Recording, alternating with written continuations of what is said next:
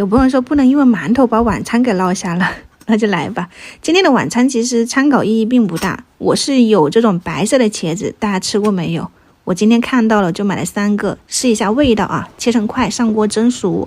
然后我看了一下做法，潮汕那边吃的比较多，那就配普宁豆酱，加上一点蒜末，先把豆酱炒香，再把蒸熟的茄子倒进去，稍微的翻炒一下，基本上也就可以了。这个做法很简单，但是味道确实还可以啊。出锅之前我加了一点韭菜，你也可以放葱花。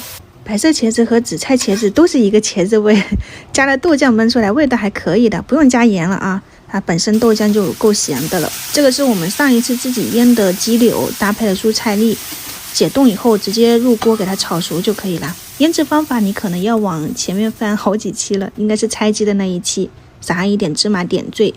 南瓜是上个星期邻居朋友送的，一定要吃完了，太大了，给它切成片干煎一下，你可以切厚一点，搭配这个咸鸭蛋黄，就是咸蛋黄焗南瓜也味道也可以的。之前我试过给他们清炒哈，感觉他们不太喜欢，所以我今天就加了蛋黄，加了一点生抽出锅。苦瓜我就今天不炒了，我感觉炒完以后我现在都已经饱了。晚餐就这样啦，明天早上再见，拜拜。